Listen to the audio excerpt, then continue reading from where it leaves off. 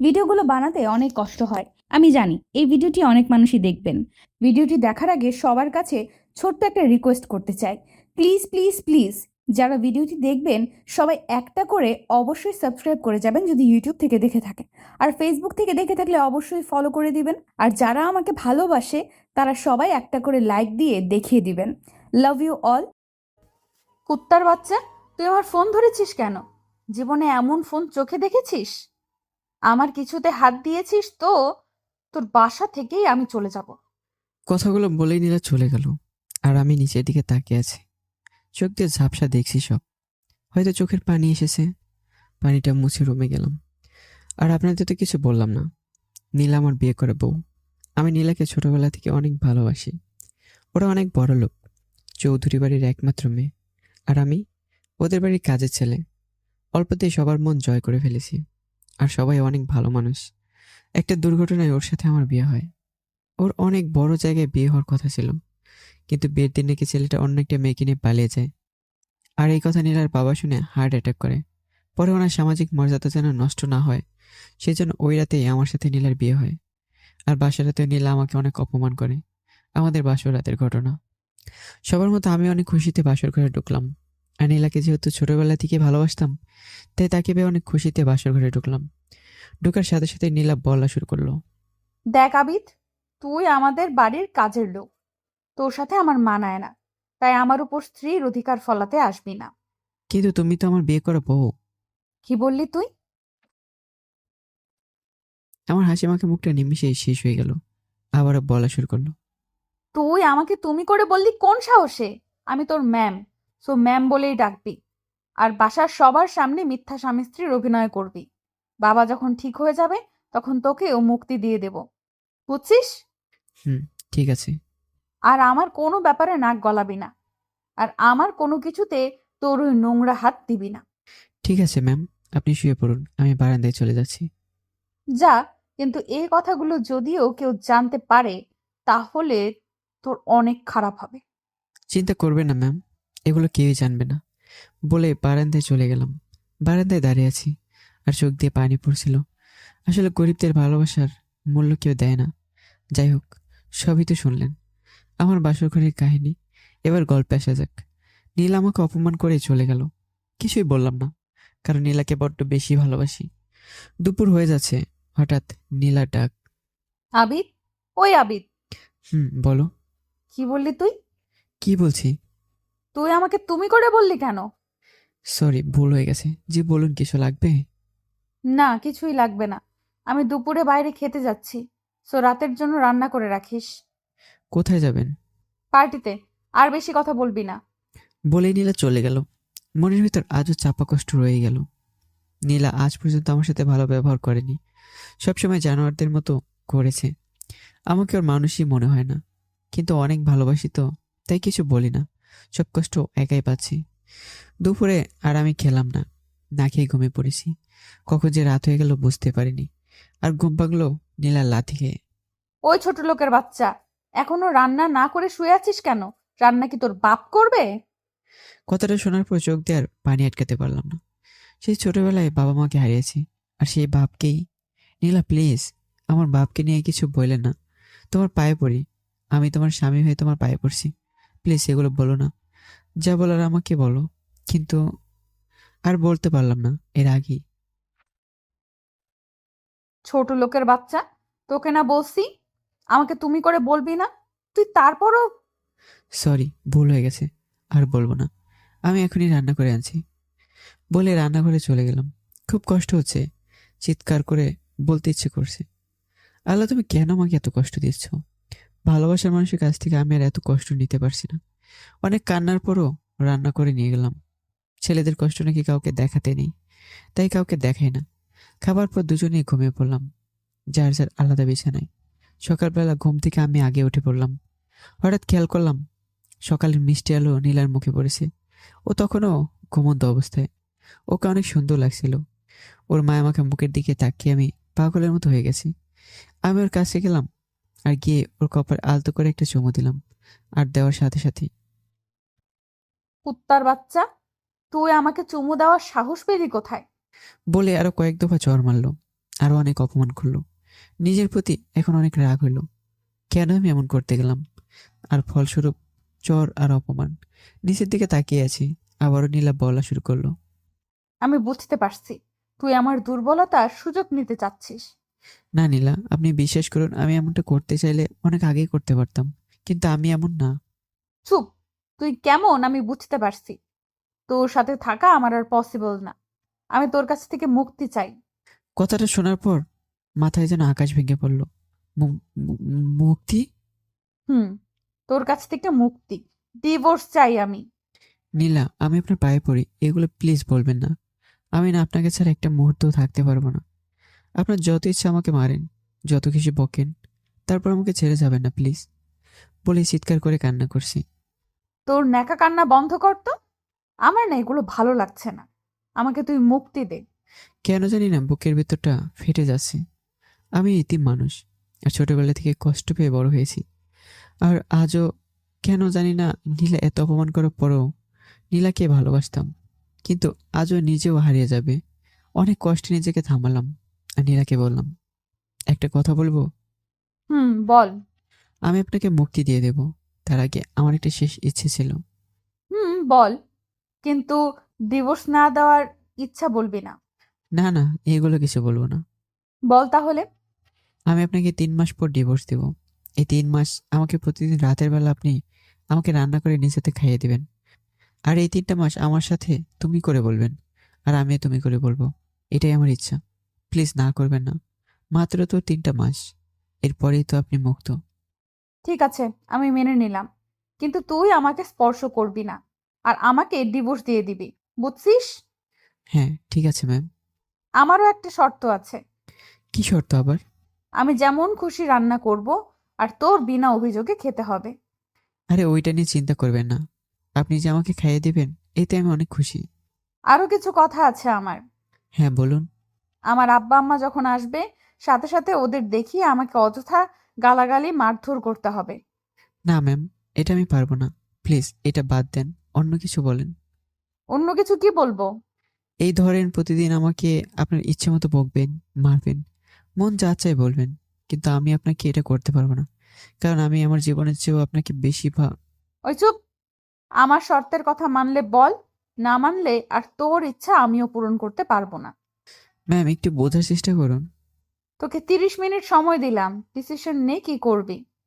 বলেই নিরা চলে গেল। আল্লাহ, আমি কি এতটাই খারাপ যে আমার ভালোবাসার মানুষটা আমাকে বোঝে না? আমি তোর ক্ষতি চাই না। ওর মন বলে কি কিছুই নেই? নাকি ওর মনটা পাষাণের মতো? নাকি আমার জন্য ওর একটু মায়া হয় না? কথাগুলো বলেই চিৎকার করে কান্না করছি। কেন জানি কান্না থামছে না, শুধু অঝরে পানি পড়ছে। অনেক ভেবেচিন্তে ঠিক করলাম, হয়তো ওর কথাগুলো মেনে নেওয়াই ঠিক হবে আমার। তারপর ওর হাতে রান্না নিজ হাতে খেতে পারবো। ওর কাছে গিয়ে বললাম, আমি রাজি। হুম, রাজি হলেই ভালো। আর আমার কোনো কাজে বাধা দিবি না। ঠিক আছে। কোনো একটা মায়ের বাঁধনে আমার হাত বাঁধা, নয়তো এগুলো করতে পারতো না। থাক, এগুলো বলে লাভ নেই। প্রথম দিন অনেক আশায় রাতের খাবারের জন্য রুমে ঢুকলাম। ও যেমনই হোক না কেন, আজ আমাকে রান্না করে নিজ হাতে খাওয়াবে, এটাই আমার অনেক। খুশিতে মনটা লাফালাফি করছে। দেখলাম নীলা রান্না করছে, তাই আমি ফ্রেশ হয়ে খাবার টেবিলে বসলাম। একটু পরও নীলা খাবার টেবিলে খাবার নিয়ে আসলো। ওর মুখের দিকে আমি খুশি মনে তাকালাম, আর দেখতে পেলাম ওর মুখটা কালবৈশাখী ঝড়ের দিনে যেভাবে আকাশ থাকে, ঠিক তেমনভাবে তার মুখ অনেক কালো করে রেখেছে। খাওয়ার মুডটাই এখন নষ্ট হয়ে গেছে। তারপর বেহাতের মতো খাওয়ার জন্য ওর সামনে গেলাম, আর নীলাকে বললাম, শর্ত অনুযায়ী আজ থেকে আপনাকে তুমি করে বলবো, আর আপনি আমাকে তুমি করে বলবেন। হুম। আচ্ছা এখন কি আমাকে খাইয়ে দিবা? তুমি করে বলাতেও একটু রেগে গেছে। তারপর ও রাগ না দেখিয়ে বলল, হুম, তুমি তৈরি হও রাতের খাবার জন্য।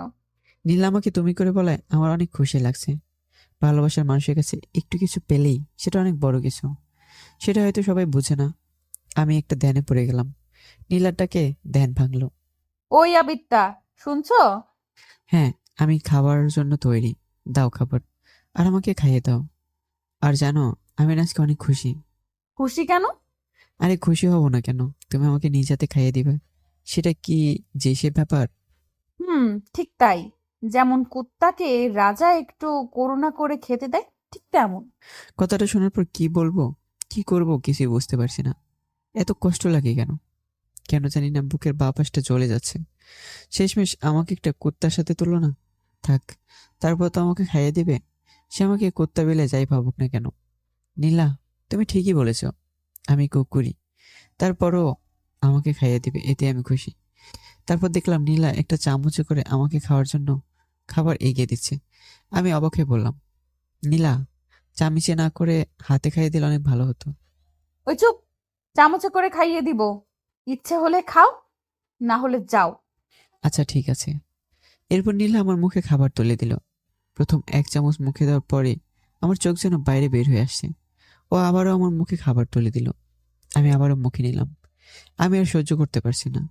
এত ঝাল আর এত মরিচ দিয়ে রান্না করেছে, ঝালে আমার দম বন্ধ হয়ে আসছে।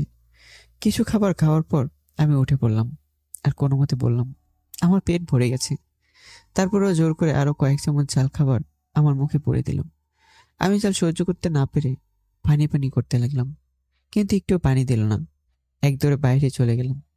যেখানে পানি পেয়েছি ময়লা হলেও ঝালের দাপটে ময়লা মনে হয়নি। সব খাওয়া শুরু করেছি। এই রাতে আর ঘুমোতে পারলাম না। সারা রাত ধরে মুখে ঝাল লেগেই ছিল। খুব কান্নাও করেছিলাম। একটা মেয়ে মানুষ কিভাবে এতটা জানোয়ারের মতো হতে পারে তা ওকে না দেখলে বুঝতে পারতাম না। মুখটা অনেক জ্বলছে, যেন আমার মুখটা পুড়ে গেছে। বারান্দায় হা করেই বসে পড়লাম। কখন যে ঘুমিয়ে পড়েছি বুঝতে পারিনি। সকালবেলা ঘুম ভাঙলো, দেখলাম নীলা আমার ছবি তুলছে। আমি কোনো মতে জিজ্ঞেস করলাম, ছবি তুলছো কেন? নীলা আমাকে ছবি দেখালো। আমি দেখতে পেলাম আমার জিহ্বা অনেকটা বাইরে বের হয়ে আছে। আরও বলল, দেখো আবির, তোমার জিহ্বা কত বড় হয়ে বাইরে বের হয়ে আছে, ঠিক যেন কুত্তার মতো। আমি চুপ করে আছি। ঠিক বলছি না আবির? আমি চাচ্ছি ফেসবুকে এটা আপলোড করব। আচ্ছা নীলা, একটা কথা বলবো? বলো।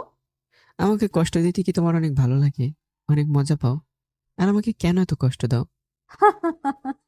হাসছো কেন? তো কি করব বলো? তুমি একটা ভিক্ষুক মানুষ, ছোট লোক, তোমাকে এত কষ্ট দিচ্ছি, তারপরও কেন যাচ্ছিস না? কেন মুক্তি দিচ্ছিস না আমায়? কেন পড়ে আছিস? নীলা, তুমি কিন্তু শর্ত ভাঙছো। তুমি কিন্তু আমাকে তুই করে বলছো। হো, তাই নাকি? হুম। আর কেন তোমাকে ছেড়ে যাচ্ছি না জানো? কারণ তোমাকে আমার জীবনের চেয়েও বেশি ভালোবাসি। এটাই কারণ। রাখো তোমার ভালোবাসা। আমার কাছে ভালোবাসার কোনো মূল্য নেই। আর তোমাকে কষ্ট দিতে আমার অনেক ভালো লাগে। এটা যেন আমার দৈনন্দিন রুটিনে পরিণত হয়ে গেছে। নীলা হাসছে, আর আমি শত কষ্টের পরও তার হাসিমাখা মুখের দিকে তাকিয়ে আছি। অনেক ভালো লাগছে। কষ্টগুলো ভুলে যাচ্ছি। ওই, তুমি হাঁ করে কি দেখছো? তোমাকে মারলে কেন? আমার দিকে এভাবে হাঁ করে তাকিয়ে আছো কেন? এখনো আমাকে মুক্তি দিচ্ছ না কেন? নীলা, আমি তো তোমার কাছ থেকে 3টা মাস সময় নিয়েছি। হুম। তো এমন কেন করছো? থাকলে থাক, না থাকলে চলে যাও। তোমার চেহারাই দেখতে ভালো লাগে না। আচ্ছা নীলা, আমি দেখতে আসলে অনেক খারাপ? তুই দেখতে খারাপ না, কিন্তু গরিব। এটাই সবচেয়ে বড় অপরাধ। গরিব হওয়াতে কি আমার অপরাধ? কারণ গরিবদের আমি পছন্দ করি না। কথাগুলো বলেই চলে গেল। ওহ, কি কপাল আমার! বারবার এত অপমান, এত নির্যাতন, সবকিছু এলোমেলো হয়ে যাচ্ছে। আমি জানি পাঠক ভাইরা হয়তো সবাই ভাবছেন আমি এত অপমানের পরও এই জানোয়ারের মতো পাষাণ হৃদয়ের মানুষের কাছে থাকছি কেন। তার উত্তর, আমি তাকে অনেক ভালোবাসি। দিনটা এভাবেই কেটে গেল। দ্বিতীয় দিন। আজও নীলা রান্না করছে। হয়তো আজও খাবারে আগের মতো মরিচ দিয়ে আমার কলিজাটা জ্বলিয়ে দিতে চাইবে। জ্বালালে জ্বালাক, দেখি কত কষ্ট দিতে পারে আমাকে। এই মরিচের খাবারই খাবো। নীলা রান্না করে আনলো। আজ ওর মুখটা অনেক হাসি খুশি। থাক, ও হাসি খুশি থাকলেই আমি খুশি। হয়তো আজ আগের চেয়ে বেশি কষ্ট দেবে, তাই অনেক খুশি। হঠাৎ নীলার ডাক। আবির, ওই আবির। হ্যাঁ, আসছি। তাড়াতাড়ি হাত মুখ ধুয়ে খেতে বসলাম। আর ও আমার মুখে খাবার দিতে লাগলো। আর এমন সময় বলল, আচ্ছা আবির, তুমি কি আমায় অনেক ভালোবাসো? হ্যাঁ অনেক। তোমার জন্য সব করতে পারবো। Very good. তো আমার একটা কথা ছিল আবির। নীলার কথা শুনে মনে হচ্ছে হয়তো আমার প্রতি একটু মায়া হচ্ছে ওর, তাই হয়তো এগুলো জিজ্ঞাসা করছে। তাই আমিও বললাম, বলো নীলা, কি কথা? আমি আজকে অনেক কষ্ট করে তোমার জন্য রান্না করছি। খাবারগুলো খাবে তো? মনে মনে ভাবলাম, হয়তো ভালোভাবে রান্না করেছে, তাই এগুলো বলছে। তাই একটু হাসি দিয়ে বললাম, খাবো না মানে? অবশ্যই খাবো। তুমি রান্না করেছো আর আমি খাবো না, তা কি হয়? নীলা মিষ্টি সুরে বলল, তাহলে আজ কোনো খাবার তুমি ফেলবে না। যতটুকু মুখে দিব সব খাবে, ঠিক আছে? আচ্ছা ম্যাম, ঠিক আছে। তাহলে হা করো। এই হা করলাম। দাও। নীলা আমার মুখে খাবার দিল। একটুও ঝাল না। আমার মুখে একটুও ঝাল লাগছে না, কিন্তু কোনোভাবে বমি আটকাতে পারছি না। খাবারে এত বেশি পরিমাণ লবণ দিয়েছে, লবণের লবণাক্ততা এতই বেশি যে আমার বমি আসছে। তারপরও কোনো রকম বমি আটকাতে চেষ্টা করলাম, কিন্তু আটকাতে পারছি না। আর এদিকে নীলা আমার মুখে একের পর এক খাবার দিচ্ছি, আর আমি চোখ বন্ধ করে আল্লাহকে ডাক দিলাম, আল্লাহ তুমি আমাকে সহ্য করার মতো শক্তি দাও। কোনোভাবে যেন আমার এখন বমি না হয়। হয়তো আল্লাহ আমার দোয়াটা কবুল করেনি, আমি বমি করেই দিলাম। আর কয়েক ফোঁটা বমি নীলা শরীরে গিয়ে পড়ে, আর সাথে সাথে ওর জুতা হাতে নিয়ে, ছোট লোকের বাচ্চা, তোকে আমি খাইয়ে দিচ্ছি আর তুই এই প্রতিদান দিলি? বিশ্বাস করো নীলা, আমি ইচ্ছে করে দেইনি, তুমি একটু বিশ্বাস করো। চুপ, তোর জন্য শাস্তি পেতে হবে। নীলা কি বলছে এসব? চুপ কর, নয়তো আমি এক্ষুনি তোর এই ভাঙ্গা বাসা থেকে চলে যাব। না না নীলা, বলো কি শাস্তি? আজ সারা রাত তুই এক পায়ে ভর করে দাঁড়িয়ে থাকবি, একটুও ঘুমাতে পারবি না। এটা কিভাবে সম্ভব? এটাই করতে হবে। আচ্ছা আমি মেনে নিলাম, কিন্তু তারপর আপাতত তুমি চলে যেও না। ওই দিন সারা রাত এক পায়ে দাঁড়িয়ে রইলাম, আর ওই লবণের খাবার খেয়ে পেটে সমস্যা হয়েছে। মোট কথা ওই রাতটা আমার কাছে জাহান্নামের মতো মনে হয়েছে। খুব কান্না করছিলাম। আজ বাবা মা নেই, তারপরও কত কষ্ট। ওর মন বলে হয়তো কিছুই নেই, হয়তো শত্রুকে এমন সাজা দেয়া হয় না। থাক, দেখা যাক কতটা দিতে পারে। পরের দিন অসুস্থতার জন্য রাতের ঘুমের জন্য বিছানা থেকে উঠতে পারছিলাম না। খুব খারাপ লাগছিল, কিন্তু তারপরও ছাড় পেলাম না। আমার উপর আবারও শারীরিক নির্যাতন করলো। প্রায় 3 দিন অসুস্থ ছিলাম। তারপরও ওই মরিচের গুঁড়া, লবণ বেশি দেওয়া খাবারের থেকে রক্ষা পাইনি। কয়েকদিন পর একটু সুস্থ হলাম, আর এর মাঝে নীলা এসে বলল, আবিদ, কাল আমার আব্বু আম্মু আসবে। ও, তাহলে তো ভালোই হবে। হুম। আর বাবা মা আসলে তোমার কি কাজ মনে আছে? আরে থাকবে না কেন, তাদের ভালোভাবে আপ্যায়ন করব। আচ্ছা আমি এখন বাজার করে নিয়ে আসছি। না, বাজার করবে না। বাজার করব না মানে? মানে তুমি বাজার করবা না। আর কাল তারা আসা মাত্রই আমার সাথে ঝগড়া করবা আর আমাকে মারবা। না না, এই তুমি কি বলছো? আর তোমাকে মারবই বা কেন? তোমাকে কি শর্ত দিয়েছিলাম মনে আছে? ও সত্যের কথাটা মনে করে চুপ হয়ে গেলাম, কারণ ওর শর্তে এটাও ছিল। দীর্ঘ শ্বাস ফেললাম, তারপর ঠিক আছে বলে অন্য রুমে চলে গেলাম। পরের দিন নীলার কথা মতো ওর আব্বু আম্মু আসলে ওর সাথে অযথাই ঝগড়া করলাম। নিজের হাত পা অনেক কেঁপেছিল, তারপরে কিছু করার নেই।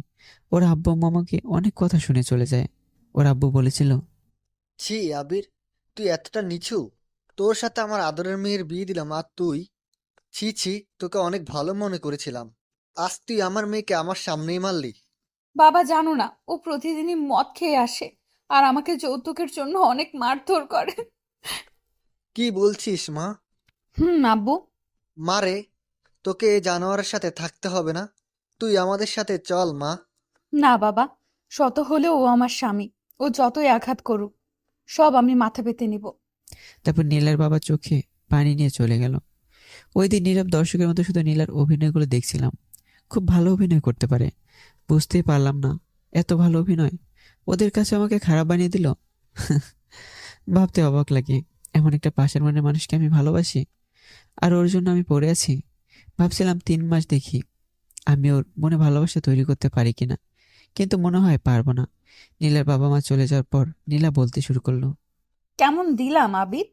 কথাটা শোনার পর ইচ্ছে করছিল ওর গালে কষে 2টা চড় মারি, নয়তো ওর গলা টিপে মেরে ফেলি, কিন্তু কোন এক অদৃশ্য মায়ের জন্য পারলাম না। চুপ করে আছো কেন আদিব্বা? কি বলবো, আমার কিছুই বলার নেই। হুম, তোর সাথে এমনই হবে যতদিন না তুই আমাকে মুক্তি না দিস। হাসছিস কেন? হাসবো না তো কি করব? কি করবি আবার? কিছুই না নীলা। হুম, একটা কথা বলবো নীলা? বল। আমার কোন দোষে আমাকে এতটা অপমান করছো? কেন সবার সামনে আমাকে এতটা ছোট করছো? কারণ তুই ছোট লোক, তুই গরিব। যদি আমার মতো বড় লোক হইতি তবে তোকে মেনে নিতাম। হাসিস কেন আবার? আচ্ছা, গরিবদের কি ভালোবাসার অধিকার নেই? আছে, তবে তোদের লেভেলের। আমাদের মতো আসমানের চাঁদ কেনা। ঠিকই বলছো নীলা, কিন্তু একটা কথা কি জানো? কি কথা? একদিন ঠিকই আমাকে হারানোর ব্যথা তোমাকে পেতে হবে। অভিশাপ দিচ্ছিস? অভিশাপ না, তোমার ভবিষ্যতের বাস্তবতা বলছি। গণক হইলি কবে থেকে? গণক না, তবে একটা কথা মনে রেখো, কাউকে কষ্ট দিলে কেউ ভালো থাকতে পারে না, তাকেও কাঁদতে হয়, হয় 2 দিন আগে নয়তো 2 দিন পর। আরে রাখ তোর নীতি কথা। আমার সাথে তোর মিলতে হলে আমার মতো টাকার মালিক হতে হবে। আরে টাকা রে, টাকা। হুম। সেদিন আর কিছুই বললাম না, বুঝতে পারলাম ও টাকার উপর অনেক লোভ, যার কারণে এমন করছে। পরের দিন। আবিদ, ওই আবিদ, হ্যাঁ বলো। সামনের সপ্তাহে আবারও আমার আব্বা আসবে। আবারও তুমি এমন করবে? নীলা প্লিজ আর এমন করো না। চুপ। শর্ত অনুযায়ী তোমাকে করতেই হবে। ঠিক আছে। এভাবে আমার দিন কাটতে লাগলো। হঠাৎ একটা ঘটনা ঘটে গেল, যেটা আমার কাছে স্বপ্নের মতো মনে হলো। কারণ নীলা আজকে পার্টিতে গিয়েছিল আর ড্রিঙ্ক করে ঘরে আসছে। যে মেয়ে এগুলোর গন্ধে ভালো করে সহ্য করতে পারে না, সে ড্রিঙ্ক করেছে, আমার কাছে অন্যরকমই মনে হলো। আরও ঘরে আসলো হেলতে দুলতে দুলতে। আমাকে সাহায্য করার জন্য গেলাম, ও আমাকে কোনো বাধা দিল না। আমি আস্তে করে ওর বিছানায় ওকে নিয়ে শোয়াতে যাব, ও তখন আমাকে জড়িয়ে ধরে বলল। আমি নীলাকে বললাম, নীলা ছাড়ো আমায়। না, তোকে আজ ছাড়বো না। তোকে অনেক আদর করব। না নীলা, আমি আর কিছুই বলতে পারলাম না। ও আমাকে পাগলের মতো ধরেছে। বুঝতে পারলাম ড্রিঙ্ক করার নেশে এগুলো করছে, আর এখনো নিজের বশে নেই। তাই আমি এগুলোর সুযোগ কাজে লাগানোর একটু চেষ্টা করলাম না। অনেক চেষ্টা করলাম নিজেকে ছুটাতে, কিন্তু পারলাম না। ওর নেশা ওকে পাগলের মতো করে তুলেছে। আমাকে ধরেও চুমু দিতে শুরু করলো। কেন জানি নিজের ভিতরে বিদ্যুতের মতো শিহরণ লাগতে শুরু করলো। আমি আবারও ব্যর্থ চেষ্টা করলাম, কিন্তু ওর সাথে পারলাম না। ওর নেশা ওকে পাগলের মতো করে দিয়েছে। সে রাতে আমাদের মধ্যে অনেক কিছু হয়ে যায়, যেগুলো সম্পূর্ণ আমার অনিচ্ছায়। তারপর কখন যে ঘুমিয়ে গেলাম বুঝতে পারিনি। সকালবেলা কান্নার রোজে আমার ঘুম ভাঙলো। ঘুম থেকে উঠে দেখি নীলা কান্না করছে, আর আমি নীলাকে কিছু বলতে যাব ঠিক সেই মুহূর্তে। ছোট লোকের বাচ্চা, তুই কেন এই কাজ করলি? তুই এগুলো কি করলি? নীলা বিশ্বে চুপ, তোর নাটক বন্ধ কর। বলে আবার আমাকে কয়েক দফা চড় মারলো, আর অনেক অপমানও। কিন্তু কেন জানি কষ্ট লাগছে না, কারণ এগুলো নতুন নয়। এই ঘটনার পর থেকে নীলা আমার সাথে আগের চেয়ে বেশি খারাপ ব্যবহার করে। এর মাঝখানে কয়েকবার নীলার বাবা আসে, আর আমাকে মিথ্যা অভিনয় করতে হয়। নীলা প্রতিবারই আমাকে ওদের সামনে ছোট করত। হঠাৎ একদিন নীলা মাথা ঘুরে পড়ে যায়। আমি অনেক ভয় পেয়ে যাই। তারপরে আমি ডাক্তার আনলাম। ডাক্তার পরীক্ষা নিরীক্ষা করে জানালো। খুশির সংবাদ আবিদ সাহেব, কি সংবাদ? আপনার স্ত্রী মা হতে চলেছে। শুনে এত খুশি লাগলো যা বলার বাইরে, যেন আকাশে চাঁদ পাবো আমি। এত খুশি জীবনেও লাগেনি। নীলা হঠাৎ আমাকে ডাক দিল। কি রে আবিদ, তুই অনেক খুশি নাকি? হ্যাঁ নীলা, অনেক খুশি। তোমার কাছে আমি আর কিচ্ছু চাই না, শুধু আমার। কুত্তার বাচ্চা, এই সন্তান নিয়ে তুই কিছুই বলবি না। তুই কি করে ভাবলি তোর মতো একটা ফকিন্নির বাচ্চার পাপ আমার পেটে রাখবো? ওটা আমি শেষ করে দেব। প্লিজ নীলা, এমন করো না। ওর তো কোনো দোষ নেই। চুপ কর। ওটা আমি শেষ করবই, কিন্তু এর ভেতর আমার একটা খেলা আছে। ওইটা আগে শেষ করি। কিছুই বুঝলাম না কিসের খেলা। হঠাৎ নীলা তার বাবাকে ফোন দিল আর আসতে বলল, আর আমাকেও আমার সত্যটা দিল। মনে করিয়ে দিল যেন আজও ওর বাবার সামনে ওর সাথে খারাপ ব্যবহার করি আর তাকে মারধর করি। আমার মাথাটা ভন ভন করে করছে। কেন এমন করছে নীলা? আর নতুন কি প্ল্যান করছে? সব নিয়ে মাথাটা ঘুরপাক খাচ্ছে আমার, কিন্তু কিছুই বুঝতে পারলাম না। কিছুক্ষণ পর নীলার বাবা আসলো, আর আমি অন্য ঘরে ঘুমানোর জন্য অভিনয় করলাম। নীলার বাবা আর নীলার কথাগুলো ঠিক এমন। বাবা, একটা কথা বলবো? হুম, বল মা। বাবা, কথাটা শুনে কষ্ট পাবে না তো? কি হয়েছে মা, আমাকে বল। বাবা, তুমি না, হুম, আমি নাকি? তুমি না, নানা হতে চলেছো। হুরে, সত্যি বলছিস মা? হুম বাবা। মারে, আজকে আমার আনন্দ লাগছে, বলে বোঝাতে পারবো না। আবির কই? ওর কথা আর বলো না বাবা। কেন মা? ও শুধু যৌতুকের জন্য আমাকে মারে। কথাটা শোনার পর আমার চোখ দিয়ে এমনিতেই পানি এসে গেল। খুব ভালোই বলছে আমাকে নিয়ে, আবার একটু পরপরই এটা নিয়ে আমাকে নাটক করতে হবে। ভালোই, আমার জীবনটাই নাটকের। আমাকে নিয়ে শুধু খেলবে। এরপর খেয়াল করলাম নীলার বাবার কান্নামাখা কণ্ঠ। ও এমন তো ছিল না, আর কেন এমন করছে ও? বাবা, আবির জানো কি বলেছে? কি বলেছে? 3 দিনের ভেতর 10 লক্ষ টাকা না দিলে আমার পেটের সন্তান মেরে ফেলবে। কথাগুলো শুনে আমার মাথায় যেন আসমান ভেঙে পড়ল, পায়ের নিচ থেকে মাটি সরে গেল। কি বলছে ও? আমি তো এমন কিছুই করিনি। আর টাকা নিয়ে ও কি বা করবে? হঠাৎ শুনতে পেলাম নীলার বাবা বলছে। আমি কালই টাকা পাঠিয়ে দিব, তুই চিন্তা করিস না মা। বলে হাসি মাখা মুখে এসে কান্না ও কষ্ট ভরা হৃদয় নিয়ে উনি চলে গেল। আর যাওয়ার আগে একবার আমার রুমে এসে বলল। বাবা, তুই আমার মেয়েটাকে কষ্ট দিস না। বলেই চলে গেল। আবারও মনটা ভেঙে গেল। একটা মানুষ এতটা জঘন্য হতে পারে আগে জানতাম না। আমি মনে মনে অনেক কষ্ট পেলাম। আর মনে মনে বললাম, নীলা, একদিন ঠিকই এর মাসুল তোমাকে দিতে হবে। এভাবে দিনগুলো কাটতে লাগলো আমার। দেখতে দেখতে প্রায় 3 মাস হয়ে যাচ্ছে। এরই মধ্যে নীলা অনেকগুলো টাকা ওর বাবার কাছ থেকে আনে, কিন্তু টাকাগুলো দিয়ে কি করলো, কোথায় আছে, সবই আমার অজানা। কিন্তু সব দোষ হয়তো আমারই পড়বে। 3 মাস পূর্ণ হতে মাত্র কয়েকটা দিন। হঠাৎ নীলা আমাকে এসে বলল। কিরে আবিদ, ডিভোর্স কই? নীলা, এটা না নিলে হয় না। চুপ কর। নীলা, তোমার পেটে আমাদের সন্তান, ওর কথাটুকু একটু ভাবো। ভাবছি তো, তবে আজ একটু ভালোভাবেই ভাববো। তুমি এমন করছো কেন নীলা? শুনবি নাকি? হ্যাঁ, বলো নীলা। তাহলে শোন, আমি একটা অনেক বড়লোক ছেলেকে ভালোবাসি। অনেক টাকার মালিক, তোর মতো ফকিন্নি না। তাহলে তো ওকেই বিয়ে করতে পারতি। করতাম, কিন্তু তোর জন্য হলো না। আমার জন্য? তোর জন্য। ওই দিন আমার বিয়েটা ভেঙে যাওয়ার পর আমি ওকেই বিয়ে করতাম, কিন্তু আব্বু আমাকে তোর সাথে বিয়ে দিল। তুমি তোর কথা বলতে পারতে। বলেছিলাম, কিন্তু লাভ হয়নি। আব্বু তোকে অনেক ভালোবাসতো, তাই সেদিন আমার ভালোবাসাকে মূল্য না দিয়ে তোর বিশ্বাসকে বাবা ভালোবেসে তোর মতো ফকিন্নির সাথে আমার বিয়ে দেয়, যার কারণে আমার স্বপ্নের রাজপ্রাসাদ সহ রাজপুত্রকে হাতছাড়া করি। আর এটার জন্য তুই দায়ী। এতক্ষণ আমার কাছে কিছুটা পরিষ্কার হয়ে যাচ্ছে কেন এমন করে আমার সাথে। আমি বললাম, নীলা, তার জন্য আমি কিভাবে দায়ী হলাম? আর আমাকে কেন তোমার বাবার সামনে এত ছোট করলে? তোর জন্য সব হইছে। তোকে বাবা ভালোবেসে এসব করেছে, তাই সবার আগে বাবার কাছে তোকে খারাপ বানালাম।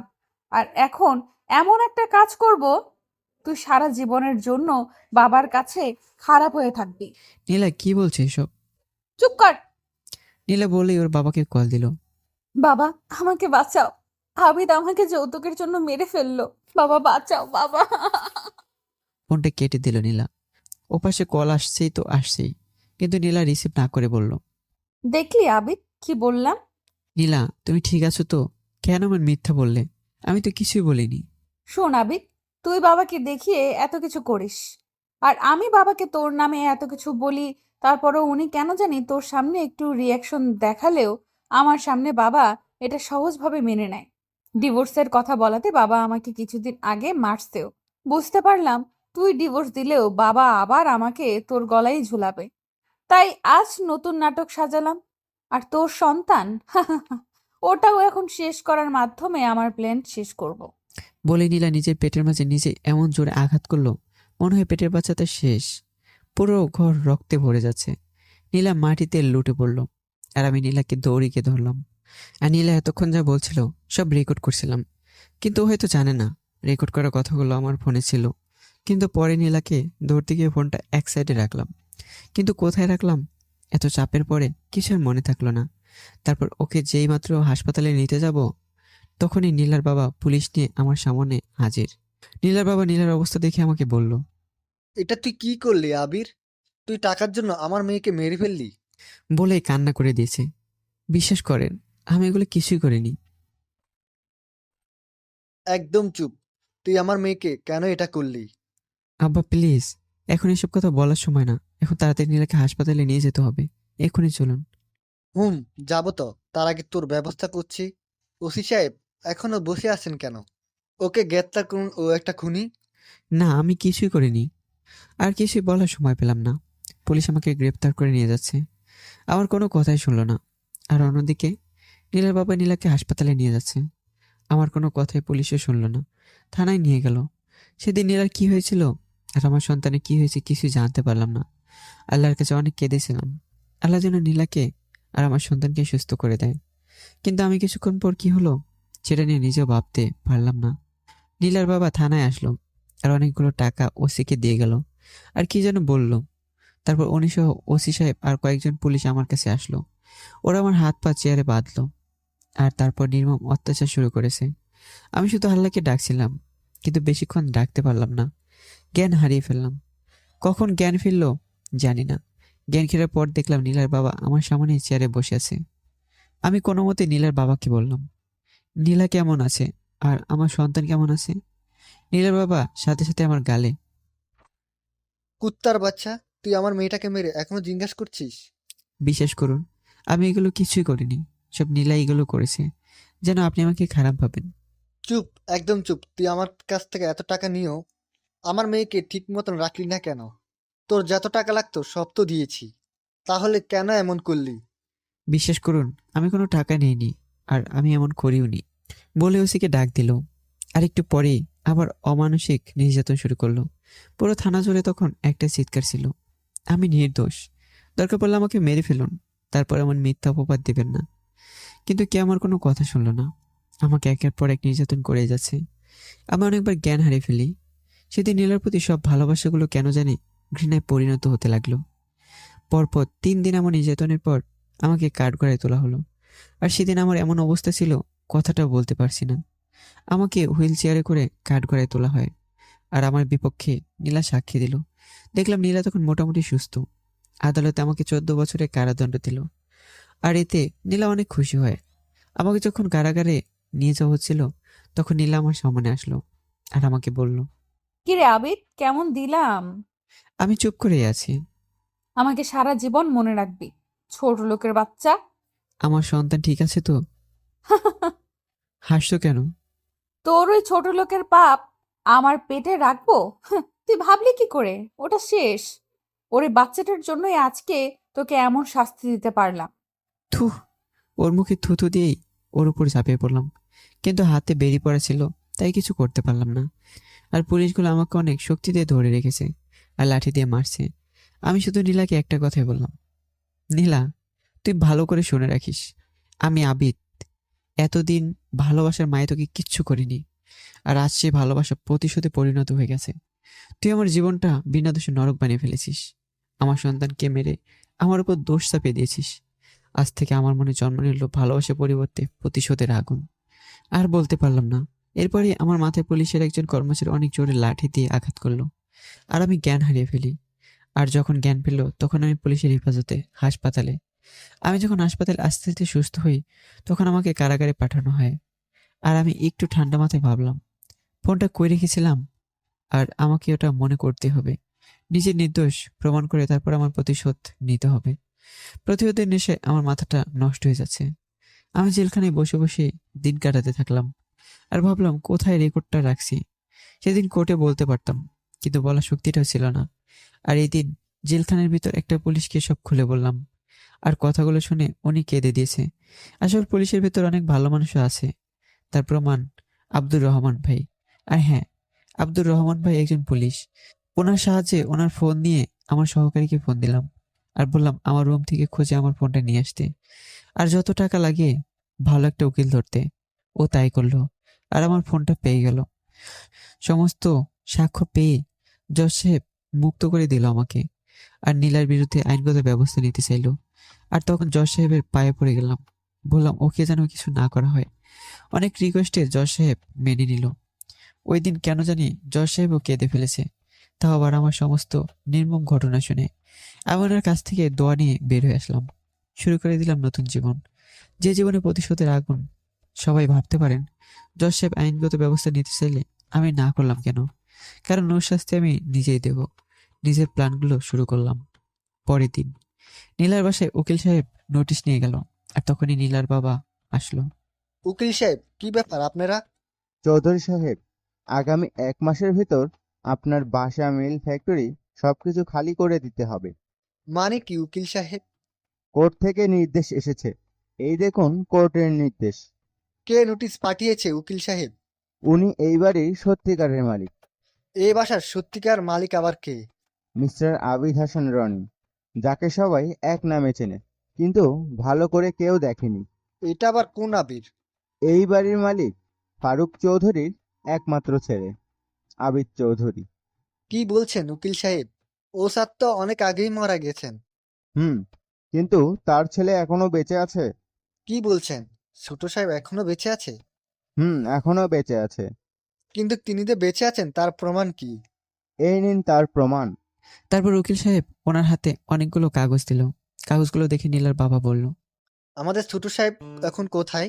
ওনাদের সম্পত্তি এতদিন এতদিন আগলে রেখেছি। ওনার সম্পদ ওনার হাতে বুঝিয়ে দিতে পারলে আমি মোরও অনেক শান্তি পাবো। আমাদের ছোট সাহেব আবির চৌধুরী কোথায়? খুব শীঘ্রই আসবেন উনি। আর আপনারা আপনাদের সবকিছু গুছিয়ে বাড়ি খালি করুন। বলে উকিল সাহেব চলে আসলেন। আর এই খবরটা পেয়ে আমি অনেক খুশি হলাম। এতদিন পর আমি আমার নিজের পরিচয় প্রকাশ করব।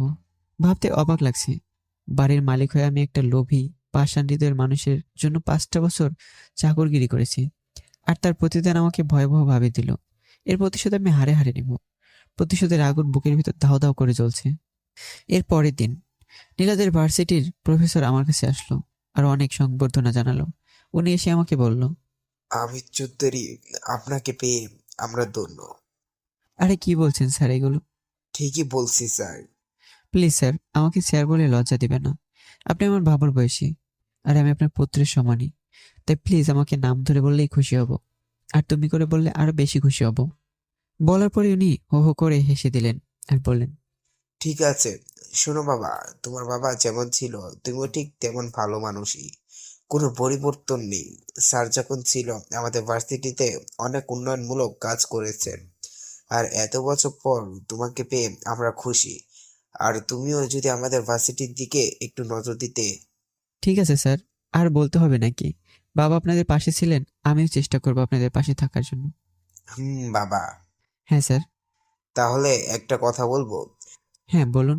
কিছুদিন পর আমাদের ভার্সিটিতে সাংস্কৃতিক অনুষ্ঠান, সেখানে তুমিও যদি থাকতে। হ্যাঁ অবশ্যই থাকবো। তোমাকেই প্রধান অতিথি দিব। এক দিক দিয়ে প্রধান আর অন্য দিক দিয়ে তোমাকে সবার চেনাও হলো। ঠিক আছে স্যার, আপনার যা ভালো মনে হয়। তাহলে আজ আসি বাবা। দুপুরের খাবারটা তো খেয়ে যান। না বাবা, ওটা অন্য দিন করব। বলে প্রফেসর স্যার চলে গেলেন। আমি ওখানে যেতাম না, কিন্তু নীলা ভার্সিটি বলে কথা, তাই না করলাম না। নীলা আমাকে নতুন করে চিনুক। আস্তে আস্তে দিন গড়িয়ে ওই দিনটা এসে গেল। আমি আমার প্ল্যান মতো দামি কোট টাই ভালো জুতা হাতে ঘড়ি চোখে সানগ্লাস পরে আমার আগের পরিচয়ে ফিরে গেলাম। নীলার ভার্সিটিতে গেলাম, সাথে নিয়ে গেলাম আমার ফুল গেট আপ। চারদিকে বডিগার্ডের গাড়ি, মাঝখানে আমার গাড়ি। ভার্সিটিতে ঢুকতে অনেক মানুষ ভিড় জমালো আমায় দেখতে, কারণ ওই দিন নীলাদের ভার্সিটিতে সাংস্কৃতিক অনুষ্ঠানে আমার নামটা বারবার ওঠানো হয়েছিল। আর প্রধান অতিথি হিসেবেও গেলাম। ভার্সিটির চারদিকে এই একটাই স্লোগান ছিল, আবির চৌধুরী।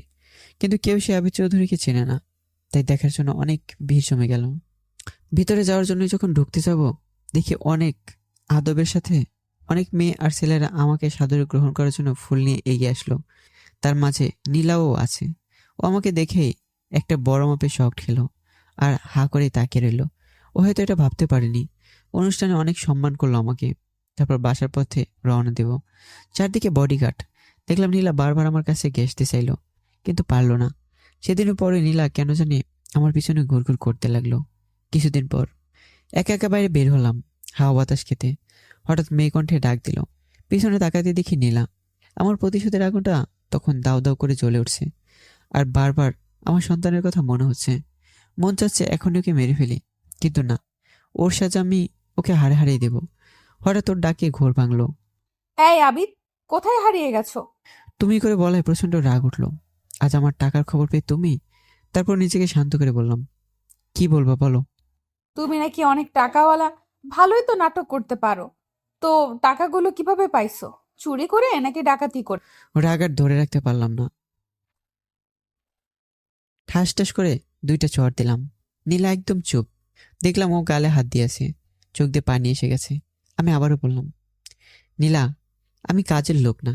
আমি তোমাদের বাসায় কাজের লোক সেজেছি শুধু তোমার ভালোবাসি বলে। আমি শহরে সবচেয়ে বড় লোক মিস্টার ফারুক চৌধুরীর ছেলে আবির চৌধুরী। শুধু তোমাকে ভালোবাসতাম বলে তোমাদের ওখানে পরিচয় গোপন করে কাজ করেছি। কি কি কি বলছো? হ্যাঁ, যা বলছি তা সব সত্যি। আর কাল আবারও তোমাদের বাসায় যাব, তৈরি থেকো। নীলাকে কিছু বলার সুযোগ না দিয়ে আমি চলে আসলাম। আর ভাবতে লাগলাম, আগে আমার পরিচয় দিয়ে ওকে একটু আফসোস করাবো, তারপর প্রতিশোধ। বাসায় আসলাম, একা একা ছাদে বসে আছি, আর একটার পর একটা সিগারেট আনতে লাগলাম। আর রাত শেষ হলে কি করব ভাবতে লাগলাম। এদিকে আমি আমার প্ল্যান নিয়ে বিজি, আর অন্যদিকে হয়তো নীলা তার আফসোস নিয়ে বিজি আছে। লোভীদের এমনটাই হয়। যাই হোক, রাতটা কেটে গেল। সকালবেলা উকিল সাহেবকে ফোন দিয়ে সবকিছু বলে দিলাম, যা যা করতে হবে, আর আমি আমার প্রস্তুতি নিলাম। উকিল সাহেব ওদের বাসায় গেল, গিয়ে আবার নীলার বাবাকে ডাক দিল। নীলার বাবা এসে জিজ্ঞেস করলো, আবার কি হয়েছে উকিল সাহেব? তেমন কিছু না, আপনারা যে বাড়ি ছেড়ে যাবেন সেটা মনে করিয়ে দিতে আসলাম। তখনই নীলা আসলো আর বলল, বাড়ি ছেড়ে চলে যাব মানে? হুম, আপনাদের বাড়ি ছেড়ে দিতে হবে। আমরা আমাদের বাড়ি ছেড়ে দিব মানে কি বাবা? এই উকিল সাহেব কি বলছে? হুমরে মা, বাসা সমস্ত সম্পত্তি আমার না, আমার স্যারের। কি পাগলের মতো বলছো? তোমার স্যার মানে? হুমরে মা, অনেক আগে আমি এই বাসার কাজ করতাম। এই বাসার মালিক তার একটা ছেলে ছিল, ছেলেকে নিয়ে আর বউকে নিয়ে থাকতো। তাহলে তারা কোথায়? একদিন একটা অ্যাক্সিডেন্টে ওনারা মারা যায়, কিন্তু ছেলেটা ভাগ্যক্রমে বেঁচে যায়। তারপর ছেলেটার মামা ছেলেটাকে নিয়ে কানাডা চলে যায়, আর আমাকে সবকিছু দেখভাল করার জন্য বলে যায়। কিন্তু এরপর আজ ছেলেটা দেশে ফিরে আসেনি, তাই এগুলো আমি বুক করছি। তাই এখন ফিরে এসেছে, তাই সব ফিরিয়ে দিতে হবে।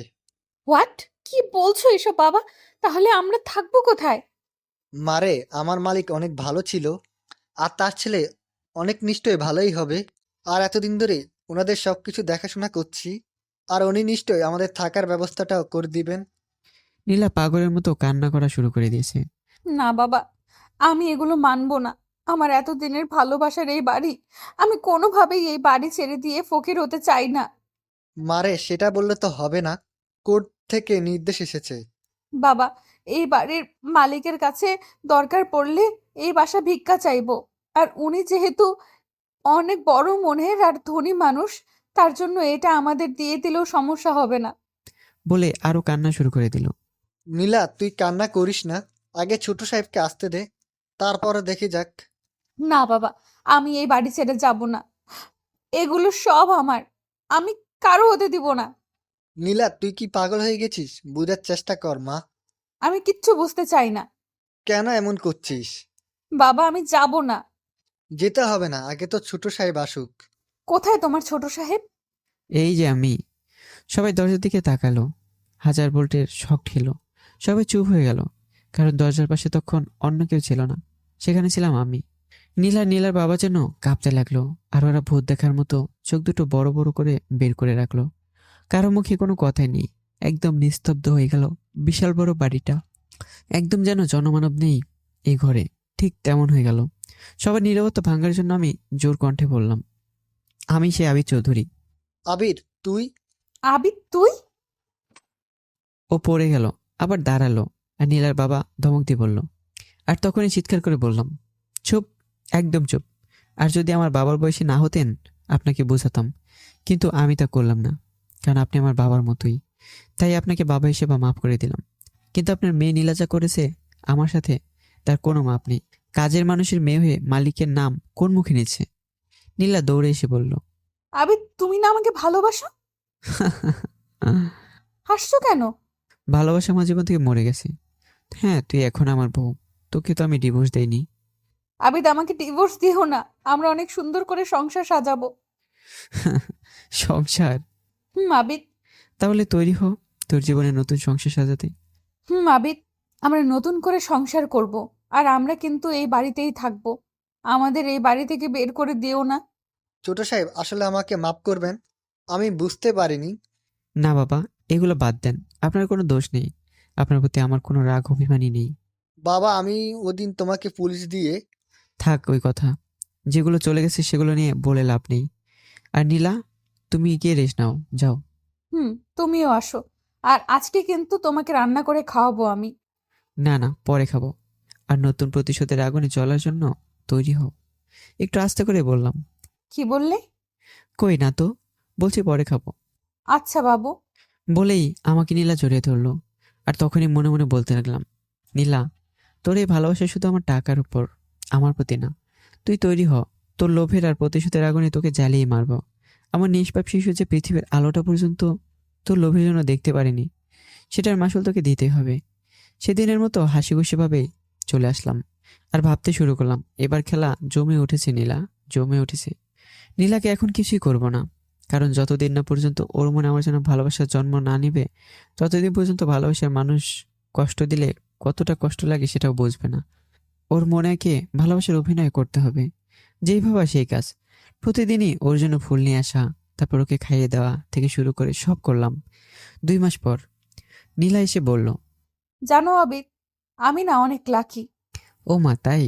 হুম। তা কেন? তোমার মতো একজন স্বামী পেয়ে। এই তুমি হাসছো কেন? তোমার কথা শুনে। আমি হাসার কথা কি বললাম? আমাকে পেয়ে তুমি লাকি নাকি আমার টাকা পেয়ে? কি বলছো আবিদ? যা সত্যি তাই বলছি। আবিদ, সত্যিই তোমাকে ভালোবাসি। চুপ, একদম চুপ। তুই আমাকে ভালোবাসিস নাকি আমার টাকা কি? আবিদ, বিশ্বাস করো, আমি তোমাকে অনেক ভালোবাসি। তুমি আমার পাশে থাকলে আমি বনেও থাকতে পারবো। হাসছো কেন? আমি সত্যি বলছি। তো আমার জন্য কি কি করতে পারবে? সব, যা বলবে। ও, তাহলে তো ভালোই। হুম। আচ্ছা, আজ থেকে তোমাকে ভালোবেসে আমি স্বেচ্ছায় একটা কাজ করব। তুমি আমার পাশে থাকবে নীলা? থাকবো না মানে? অবশ্যই থাকবো। আমি নীলাকে পিছন থেকে জড়িয়ে ধরলাম আর বললাম, আজ থেকে তোমাকে আমি আগের মতো রান্না করে খাওয়াবো। আরে, আমি থাকতে তুমি কষ্ট করবে কেন? না, আমিই করব। বলো, রাখবে? আচ্ছা ঠিক আছে গো, তুমি যা ভালো মনে করো তাই হবে। রাতের বেলা রান্না করতে গেলাম, খুব ভালো করে রান্না করছিলাম। হঠাৎ কে জানি আমাকে ডাক দিয়ে বলল, ক্ষীরাবিদ, ওর মতো ছলনাময়ীর সামান্য মিষ্টি কথা ভুলে গেলি? ভুলে গেলি তোকে যে মিথ্যা খুনের অপবাদ দিয়েছে? ভুলে গেলি তোর নিষ্পাপ সন্তানকে পৃথিবীর আলো দেখতে দিল না? প্রতিশোধ নে আবিদ, প্রতিশোধ নে। মুহূর্তেই ভিতর আমার কেমন জানি লাগছে, বুকের ভিতর দাও দাও করে চলে উঠছে। সন্তানের খুনের দৃশ্যটা নিজেকে আর কন্ট্রোল করতে পারলাম না। অনেকগুলো ঝাল মরিচ দিলাম খাবারে। খাবারের ভিতর এতটাই মরিচ দিলাম, গন্ধে আমার চোখ জ্বালাপোড়া করেছে। রান্না শেষ করলাম, নীলাকে তারপর ডাক দিলাম, নীলা, এই নীলা। হুম। তোমার রান্না হয়েছে? হুম। তাড়াতাড়ি আনো। তোমার রান্না খাবো বলে সে কখন থেকে খাবার টেবিলে বসে আছি। হ্যাঁ, আনছি তো। মনে মনে বলতে লাগলাম, নীলা, ভালো করে আমার রান্না খা আজ। খাবার নিয়ে গেলাম, আর তখনই আগের কথা মনে পড়ে গেল। নীলা আমাকে চাল খাইয়েছিল, কিন্তু পানিটা পর্যন্ত দেয়নি। আজ নীলারও ঠিক সেই কষ্টটাই হবে, যেমনটা আমাকে দিল। তারপর নীলাকে বললাম, নীলা, একটা কথা বলবো? হুম, বলো। তুমি কি সত্যি আমাকে ভালোবাসো? হুম, কোনো সন্দেহ আছে নাকি? না, কিন্তু কিন্তু কি? তোমার জন্য রান্না করছি, সবগুলো কিন্তু খেতে হবে। আরে, তা কি আর বলতে হবে নাকি? আচ্ছা, তাহলে হা করো। এই হাঁ করলাম। নীলা হা করলো, আর আমি প্রচন্ড ঝাল খাবার ওর মুখে তুলে দিলাম। নীলা মুখে নিতেই লাফ দিয়ে উঠলো। ওর চোখ মুখ দিয়ে ঝালের দাপটে পানি বের হয়ে আসছে। ও পানি পান করতে না করতেই আমি আবার ওর মুখে ঝালের খাবার তুলে দিলাম। একসময় ঝাল সহ্য করতে না পেরে জ্ঞান হারিয়ে ফেললো। আমি ওকে বিছানায় শুয়ে দিলাম, আর ওর মুখে একটু মানবতার খাতিরে পানির পরিবর্তে একটু মধু দিলাম, যেন ঝালটা একটু কমে যায়। ওর মুখে আমি মধু দিলাম, আর নীলা আমার আঙ্গুল চুষে চুষে মধু খাচ্ছে। তারপর ওই বিছানায় রেখে আমি আমার বিছানায় চলে আসলাম। একা একা শুয়ে আছি। কেন জানি নীলাকে কষ্ট দিয়ে আমার বুকটা ফেটে যাচ্ছে। কেন জানি মনে হচ্ছে আমি কাজগুলো ঠিক করছি না, আমার বুকটাও ফেটে যাচ্ছে। হঠাৎ কে যেন আমাকে ডাক দিয়ে বলছে, আবি, তুই কি প্রতিশোধের আগুনে পশু হয়ে গেলে নাকি? কেন মেয়েটাকে এতটা কষ্ট দিচ্ছিস? পরক্ষণে আমার মন আবার বলছে, আবিদ, প্রতিশোধ নে। ওর মতো লোভীর মায়াজালে বন্দী হবি না, সে তো সন্তানকে খুন করেছে। হঠাৎ ঘর থেকে বাস্তবে আসলাম, আর অনেক অবাক হয়ে যাই, কারণ তখন দেখি নীলা আমার পায়ের নিচে মাথা দিয়ে শুয়ে আছে আর ঘুমিয়ে আছে। আমি বুঝতে পারলাম, তাহলে হয়তো আমি এতক্ষণ গভীর ঘুমের ভিতরে ছিলাম। রাতটাও যে কখন শেষ হয়ে এসেছে বুঝতে পারিনি। হঠাৎ কেন জানি নীলার উপর অনেক মায়া লাগছে, কিন্তু পরক্ষণে মনে হলো ওর শাস্তিটা ওর প্রাপ্য, ওটাকে দিতেই হবে। সকালবেলা। আবিদ, একটা কথা বলবো? চুপ, ছোট লোকের বাচ্চা, আমার নাম ধরে ডাকার অধিকার পেলি কোথায়? প্লিজ, তুমি এমন করো না। আমি জানি আমি তোমার সাথে যা যা করেছি অনেক অন্যায় করেছি। প্লিজ, তুমি আমার বাবা মাকে তুলে কোনো কথা বললো না। চুপ, একদম চুপ। রান্না করে খেয়ে নিস, আমি বাইরে খেয়ে আসবো। বাইরে খাবে মানে? আমি তো রান্না করেছি। তোর রান্না তুই খা, আমি খাবো না, বলে বাইরে বের হয়ে গেলাম। কেন জানি নীলাকে অপমান করার পর বুকে কষ্ট লাগছে। মনে মনে বললাম, যতই কষ্ট হোক, আমি আমার প্রতিশোধ হ্যাঁ, প্রতিশোধই নিব। বাইরে থেকে এসে ঘরে ঢুকলাম। দেখি নীলা আমার ফোন টিস্যু দিয়ে মুছছে। আমার তখনই আগের কথা মনে পড়ে গেল। ওর ফোন ধরায় আমার সাথে এমন করেছে, আমিও সব করব। সাথে সাথে গিয়েই, ছোট লোক কোথাকার, তোমার ফোন ধরলি কেন? এগুলো কি বলছো আবির? তুমি এমন কেন করছো? দুদিন ধরে তোমার কি হয়েছে? আমার নাম ধরে ডাকলি কেন? আজ থেকে সাহেব বলে রাখবি, নয়তো তোকে আমার বাসা থেকে বের করে দেবো। ঠিক আছে সাহেব। বলে আমার পায়ে পড়ে গেল আর বলতে লাগলো, আমাকে অন্তত কাজের লোক হিসেবেই আপনার কাছে রাখুন। আপনাকে ছাড়া আমি একটা মুহূর্তও থাকতে পারবো না। বলে কান্না করতে করতে অন্য রুমে চলে গেল। যাক, ওদের মতো লোভীদের শাস্তি পেতে হবে। পরের দিন রাতে রান্না করলাম নীলার মতো করেই, অনেক বেশি লবণ দিয়ে। যা খাওয়ার সময় নীলা অনেক বমি করে। করলে করুক, তাতে আমার কি। এমনি ভাবে আমার প্রতিশোধ নিতেই শুরু করলাম। কিছুদিন পর, নীলা, আই নীলা, জি বলুন সাহেব। আজ তোর বাবা আসবে। খুব ভালো করে ওনার সামনে থাকবি। আর আমার বিরুদ্ধে একটা কথা বললেই তোকে ঘাড় ধাক্কা দিয়ে বের করে দেবো। আর ওনার সামনে আমরা অনেক ভালো স্বামী স্ত্রী। আর আমার সাথে তুই খারাপ ব্যবহার করবি। আমি বাজার থেকে অনেক কিছু আনলেও তুই খারাপ ব্যবহার করবি, মনে থাকবে? কিন্তু কোনো কিন্তু নেই। ঠিক আছে। নীলার বাবা আসলো আর আমি আমার মতো শুরু করলাম। আরে আব্বা, কেমন আছেন? শরীর ভালো আছে তো? বাবা, ভালো। তুমি? হ্যাঁ, ভালোই। নীলা কোথায় বাবা? ওকে অনেকদিন ধরে দেখি না। আচ্ছা, আমি ডাকছি। নীলা, এই নীলা, কোথায় তুমি? নীলা তখনই আসলো, এসে বলল। গরুর মতো তো চিল্লাচ্ছিস কেন? নীলার এমন ভাবে কথা বলা দেখে নীলার বাবা বসা থেকে দাঁড়িয়ে গেল। নীলা, তুই তোর স্বামীকে কি বলছিস? তুমি চুপ থাকো। ওর মতো স্বামী থাকলেই কি আর না থাকলেই কি। নীলা, বলে নীলার বাবা নীলাকে ঠাস ঠাস করে মারলো। নীলা, তুই এতটা চেঞ্জ হয়ে যাবি বুঝতেই পারিনি। আমি কোনো চেঞ্জ হইনি বাবা।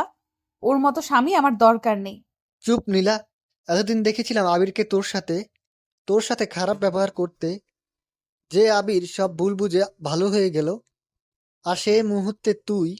ছি নীলা। বলেই নীলার বাবা চলে যেতে চাইলো, কিন্তু সেদিনটা বিপরীত করলাম। আমি নীলার বাবাকে অনেক জোর করলাম আমাদের সাথে থাকতে, কিন্তু থাকলো না। নীলার খারাপ ব্যবহার দেখে চলে গেলেন। আর অন্যদিকে নিজের বাবার সামনে নিজে খারাপ হয়ে গেল নীলা। আগে যেমনটা খারাপ হয়েছিলাম আমি, এখন সেটা নীলা হচ্ছে। নীলা হঠাৎ কেঁদে কেঁদে বলল, একটা কথা বলবো আবিদ? আবার নাম? সরি, একটা কথা বলার ছিল। হ্যাঁ, বল। আপনি তো জানেন বাবা ছাড়া আমার আর কেউ নেই। এখন বাবার সামনে আমাকে খারাপ না বানালে হয় না। দেখুন, বাবা এটা মেনে নিতে পারবে। আমি বাবার অনেক আদরের মেয়ে। আর আজ যা হলো, বাবা আমার উপর অনেক রাগ করে থাকবে। হাসছেন কেন? হাসবো না তো কি করব? কই, আমার বেলাতে এই কথাটি ভাবিসনি? আমিও তো তোকে বলেছিলাম আমি মা বাবা হারা একটা এতিম মানুষ, কিন্তু তোর বাবা আমাকে অনেকটাই বাবার মতোই ভালোবাসতো। আর তুই সেদিন আস্তে আস্তে করে তোর বাবার কাছে আমাকে খারাপ বানিয়ে দিয়েছিলি। সেদিন এই কথাটা মাথায় আসেনি। আমাকে মাফ করে দাও। আর তুমি কি সেটারই প্রতিশোধ নিচ্ছ? ঠিকই ধরেছিস, আমার বুকে প্রতিশোধের আগুন বইছে। প্রতিশোধ বাঁচতে চাইলে এখনই চলে যা। তুমি যতই প্রতিশোধ নিতে পারো, আমি যাব না। একটা সময় ভালোবাসা কি সেটা বুঝিনি, কিন্তু আজ বুঝতে পারছি। তুমি যত খুশি নিতে পারো, আমি তোমাকে ছেড়ে যাব না। পারলে আমাকে মেরে ফেলতে পারো। ভূতের মুখে এগুলো মানায় না, অসভ্য। তোর মুখে নীতি কথা তো একদমই মানায় না। কেন এমন করছো? এই বকবক করবি না। আর হ্যাঁ, তোকে তো আমি মেরেই ফেলবো। তেমন নিষ্পাপ মাসুম বাচ্চাটাকে পৃথিবীর আলো দেখতে দিলি না। সেদিন তোর পায়ে পড়েছিলাম, আমার কোনো কথা শুনলি না। আজ আমিও শুনবো না। আমি প্রতিশোধ নিবই। বলে চলে আসলাম। অনেক রাত হয়ে গেছে, তাই ঘুমিয়ে পড়লাম। হঠাৎ চোখে পড়লো ছোট্ট একটা বাচ্চা কান্না করছে। এ কি, আমার ঘরে বাচ্চা আসলো কোথা থেকে? আমি ভয়ে ভয়ে এগিয়ে গেলাম। সামনে যেতে বাচ্চাটা চলে যাচ্ছে, আমি সাথে সাথেই যাচ্ছি। বাচ্চাটা দেখলাম আব্বু আব্বু করে কান্না করছে। সামনে গেলাম, দেখলাম অনেক সুন্দর একটা বাচ্চা। কিন্তু অবাক করার বিষয় হলো, বাচ্চাটা আমার মতোই দেখতে। আমি অবাক হয়ে বাচ্চাটাকে ধরলাম। দেখলাম বাচ্চাটার শরীর অনেক ঠান্ডা। তোমার নাম কি বাবু? বাচ্চাটি কান্না করছে। কান্না করছে কেন? আব্বু, কোথায় তোমার আব্বু? তুমি আমার আব্বু। কি বলছো এসব? হ্যাঁ। অবাক করার বিষয় হলো, বাচ্চাটা অনেক ছোট, কিন্তু বড়দের মতো কথা বলছে কিভাবে? বয়স বড় জোর 7 থেকে 8 মাস। আমি অনেকটা ভয় পেয়ে গেলাম। কলিজা কাঁপছে আমার। কাঁপা কাঁপা কণ্ঠে বললাম, কে তুমি? আপু তোমার আমি ছেলে। না, আমার কোনো ছেলে নেই আপু আপু বলে কান্না করছে।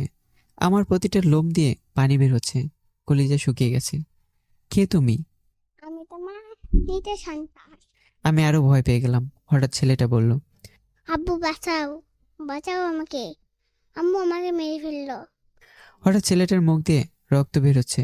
আমি ভয়ে চুপ হয়ে গেলাম। আমার হাত পা কাঁপছে, কথা বের হচ্ছে না। এই বুঝি আমি মরে যাব।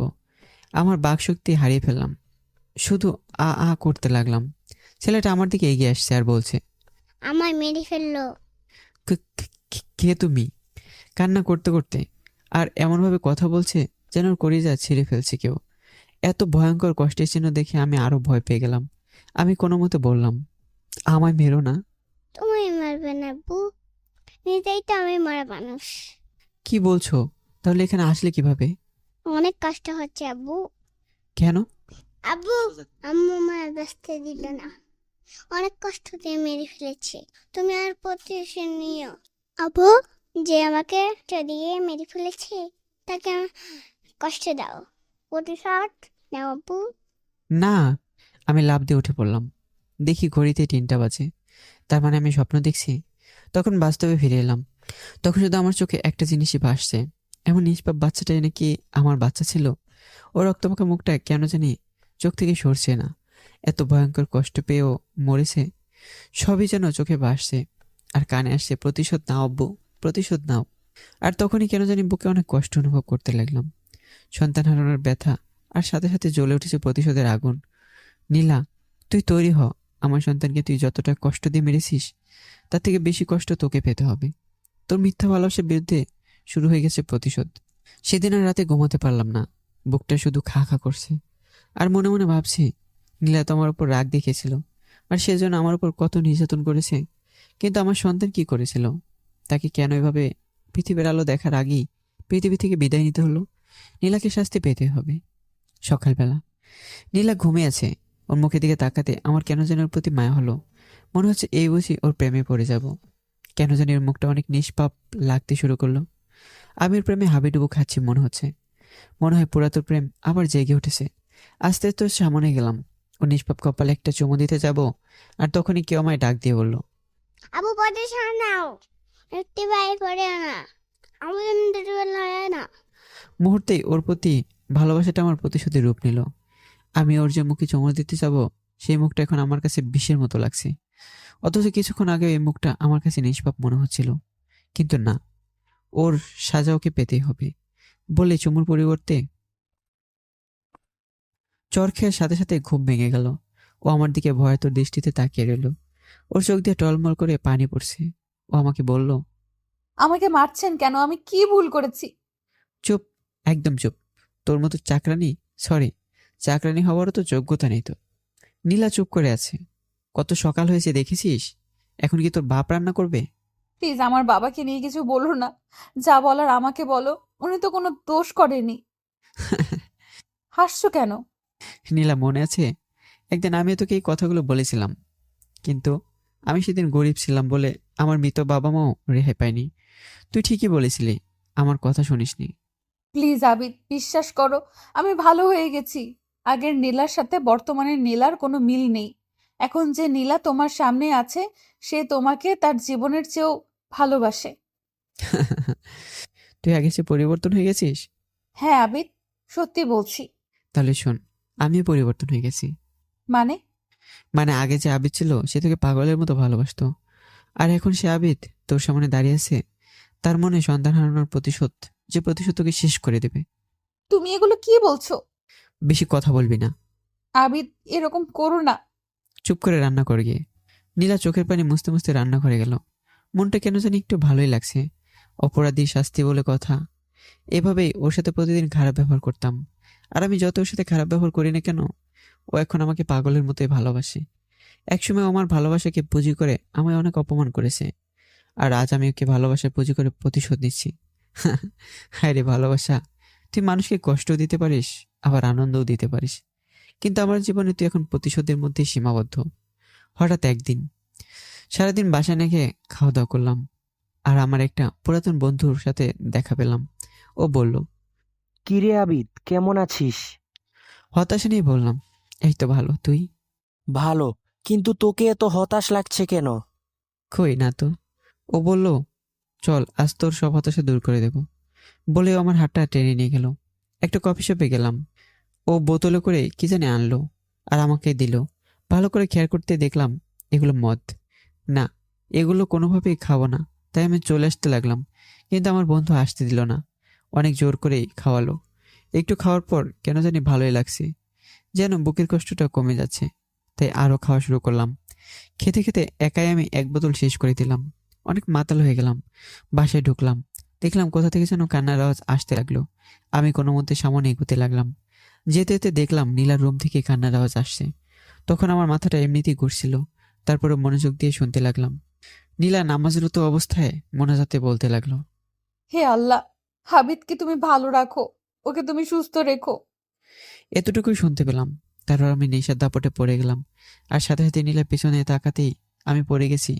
নীলা আমাকে ফ্লোর থেকে ওঠালো আর বলল, সারাদিন কোথায় ছিলে আবিদ? আর ফোন বন্ধ কেন? চুপ, একদম চুপ, নয়তো গুলি করে দেব। দেখেছি আমার হাতে কি?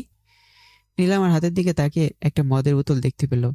আর আমি মাতাল হয়ে আবল তাবল বলতে লাগলাম। তখন কি বলেছি আমি তা নিজেও জানি না। নীলা আমাকে বলল। হাবিদ, তুমি মদ খেয়েছো? বলেই নীলা আমাকে তার কাঁধে ভর করে আমার রুমে নিয়ে বিছানায় শোয়ালো আর বলল, আবিদ, তুমি ঘুমাও, তুমি এখন মাতাল হয়ে আছো। এই তুই কি বললি? আমি মাতাল? তুই মাতাল, তোর দাদা মাতাল, তোর কাকা মাতাল। আবিদ, তুমি ঘুমাও, আমি যাচ্ছি।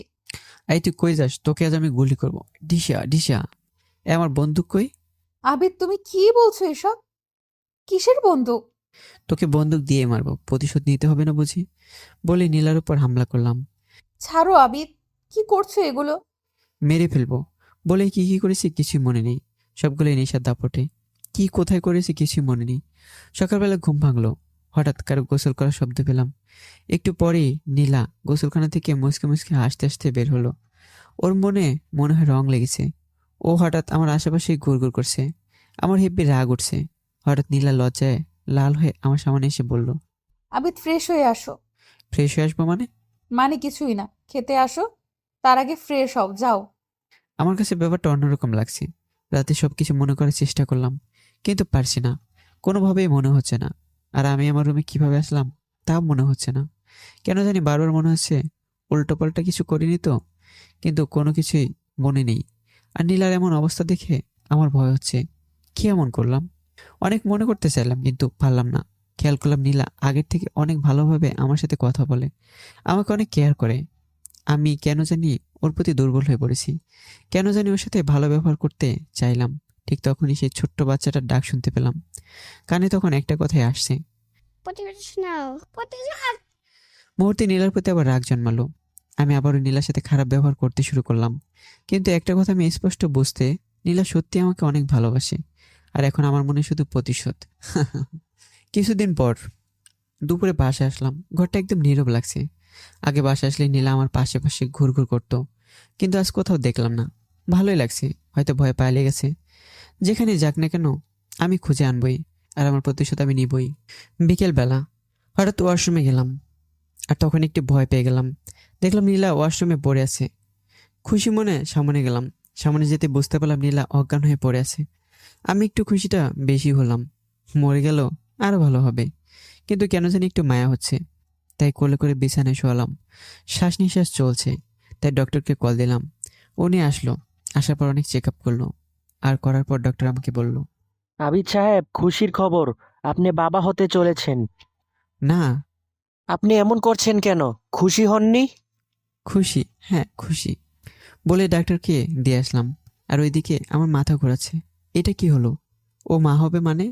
কি? না, এ হতে পারে না। আমি অন্যরকম হয়ে মাটিতে বসে পড়লাম। কিছুক্ষণ পর কারো হাত আমার কাঁধে পড়লো। আমি লাফ দিয়ে উঠলাম। পিছনে তাকা দিয়ে দেখি নীলা। ও মুসকে মুসকে হাসছে আর আমাকে বলল, আবিদ, তুমি খুশি হওনি? কেন? তুমি বাবা হতে চলেছো তাই। না, আমি বাবা হতে চলিনি। আর এটা কার বাচ্চা? কার বাচ্চা মানে? হ্যাঁ বল পাপি, এটা কার পাপ? সাথে সাথে নীলা আমার পায়ে পড়ে গেল আর বলছে, আবিদ, তুমি এটা কি বলছো? এটা আমাদের সন্তান। পাপি তুই কার না কার পাপ আমার ঘাড়ে আনবি? তা হতে পারে না। আবির তুমি বিশ্বাস করো। চুপ, একদম চুপ। বাচ্চাটাকে শেষ করে দেব। কথাটা বলার পর নীলা কেমন যেন পাগলের মতো হয়ে গেল। অনেক জোরে জোরে কান্না করতে লাগলো আর আমার পায়ে পড়ে গেল আর বলতে লাগলো, আবির তুমি আমাকে মেরে ফেলো, তারপরও এই বাচ্চাটা নষ্ট করার কথা বলো না। চুপ, একদম চুপ। আবির এমন করো না। কথাটা বলে আমি ঘর থেকে বের হয়ে গেলাম। হয়তো নীলা আবার বাচ্চাটাকে নিতে যাচ্ছে, হয়তো সত্যিই পাল্টে গেছে, অনেক ভালো হয়ে গেছে। কিন্তু আমি আগের মতো হব না। প্রতিশোধ নিব, প্রতিশোধ। তাই নতুন একটা প্ল্যান করলাম, আর সে প্ল্যানটা হলো ওর দুর্বলতার সুযোগ নেব। ও যেমন আমার দুর্বলতার সুযোগে এত কিছু করেছে, আজ আমিও করব। ভাবতে এত খুশি লাগছে যেভাবে সেই কাজ। পরের দিন, নীলা, নীলা কোথায় তুমি? নীলা দৌড়ে আসলো আর বলল, কি হয়েছে আবির, এভাবে ডাকছো কেন? হাসছো কেন? নীলা, তুই আমার সন্তানকে মেরে ফেলেছিস, তোকে শাস্তি তো পেতেই হবে। কি বলছো আবির? বলে আমার পা ধরে কান্না করে দিল। মুহূর্তে আমার মনটা নরম হয়ে গেল। আমি আর নীলাকে কিছু বলতে পারলাম না। আস্তে আস্তে নীলাকে বুকে টেনে ধরলাম আর অনেকটাই খুশি হয় ও আমাকে বলা শুরু করলো, আবির যা হবার হয়ে গেছে, আমাকে কি মাফ করা যায় না? আমরা কি সুখে সংসার করতে পারি না? জানো আবির, আমি না সত্যিই ভালো হয়ে গেছি। বিশ্বাস করো, আগে যা করেছি অন্যায় করেছি, ভুল করেছি, সেজন্য আমি অনেক লজ্জিত।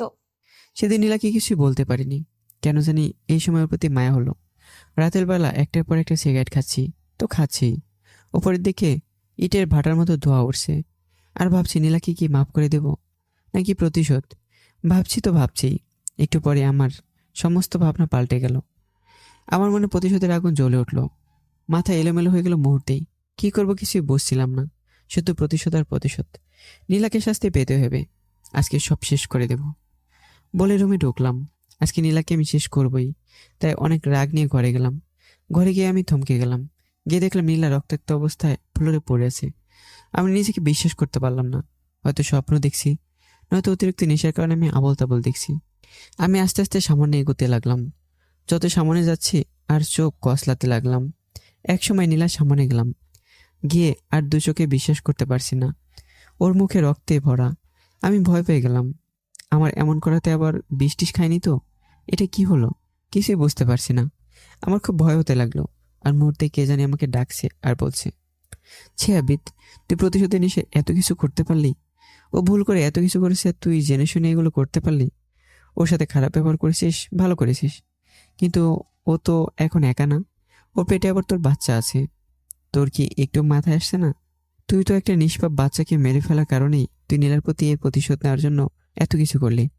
আর এখন তো ওর পেটে একটা নিষ্পাপ বাচ্চাই, সে তো কোনো দোষ করেনি। আবির, তুই একটা কথা মনে রাখিস, আর যদি তোর কোনো অবহেলার কারণে এই শিশুটা মরে যায়, সেটার জন্য সম্পূর্ণ তুই দায়ী। তুই খুনি আবিদ, তুই একটা খুনি। প্রতিশোধের নেশে তুই জানোয়ার হয়ে গেছিস। খুনি তুই, খুনি তুই। এসবই আমার কানে ভাসছে। না, আমি খুনি না, নীলা খুনি, নীলা। আর আমি ওকে সাজা দিচ্ছি মাত্র। হঠাৎ আমার মনে কেমন জানি লাগতে শুরু করলো। কানে একটা কথাই শুনছি, আবিদ, তুই খুনি, তুই খুনি। এবার নিজেকে সত্যি খুনি মনে হচ্ছে। আর যদি আমার কারণে দুইটা জীবন শেষ হয়ে যায়, নিজেকে কখনো ক্ষমা করতে পারবো না। আর এই দুইটা খুনের জন্য হয়তো আমার প্রতি সবাই ঘৃণা আর প্রতিশোধে মেতে উঠবে। একটু ঠান্ডা মাথায় চিন্তা করতেই মনটা অন্যরকম হয়ে গেল। আজ নিজেকে অনেক খারাপ বলে মনে হলো। তাই প্রায়শ্চিত্ত করতে নীলাকে সাথে সাথে হসপিটালে নিয়ে গেলাম।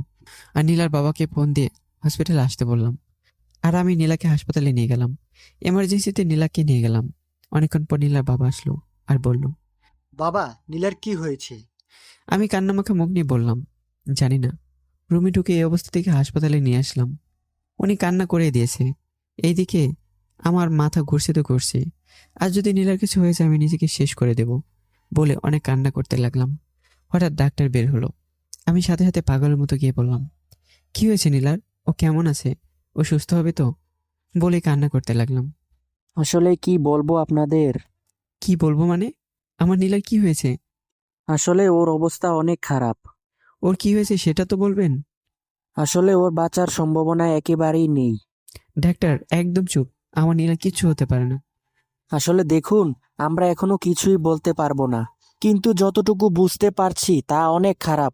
আপনারা আল্লাহকে ডাকুন যেন রিপোর্টটা ভালো আসে। বলে ডাক্তার চলে গেলেন। আর এদিকে আমার মাথায় আকাশ ভেঙে পড়ল। পায়ের নিচ থেকে মাটি সরে গেল। আমি কিছুই বলতে পারছি না, হঠাৎ চিৎকার করে বললাম, আল্লাহ তুমি এমন করো না, আমার জীবনের বিনিময় হলেও ওর জীবন তুমি ভিক্ষা দাও। ওর জন্য নফল নামাজ পড়ে কান্না করে দোয়া করছিলাম, হঠাৎ শুনতে পেলাম ডাক্তার বাইরে এসেছে। আমি ডাক্তারের কাছে কান্নামাখা মুখে দৌড়ে গেলাম আর বললাম, কি হয়েছে ওর? আপনারা একটু আমার চেম্বারে আসেন। আমরা ওনার চেম্বারে গেলাম। কেন জানি কলিজা কাঁপছে, বুকটা থরথর করে কাঁপাকাঁপি করছে। আমি ডাক্তারকে বললাম, কি হয়েছে ওর? উনি চুপ করে আছেন। চুপ করে আছেন কেন? আসলে কিভাবে যে বলবো। কথাটা শোনার পর আমার হার্টবিট বেড়ে চলেছে। কি এমন হয়েছে? ডাক্তার কিছু বলছে না। আমি আবারও বললাম, কি হয়েছে আপনি বলেন। আসলে নীলার 2টা কিডনি নষ্ট হয়ে গেছে। না, কথাটা শোনার পর আমি নিজেকে কোনোভাবে ঠিক রাখতে পারছি না। এটা কি বললো? কিডনি নষ্ট হলো কেন? আমি কোনো রকম ডাক্তারকে বললাম, আপনি রিপোর্টগুলো ভালো করে দেখুন, আপনার রিপোর্টে হয়তো ভুল।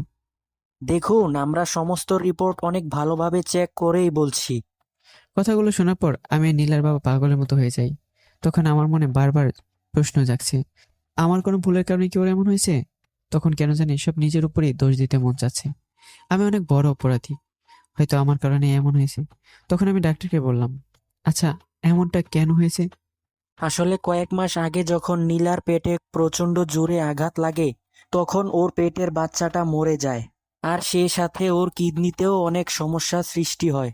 আপাতত ডায়ালাইসিসের মাধ্যমে নীলা এখনো বেঁচে আছে। যত তাড়াতাড়ি পারেন ওর জন্য কিডনির ব্যবস্থা করেন, নয়তো নীলাকে বাঁচানো সম্ভব হবে না।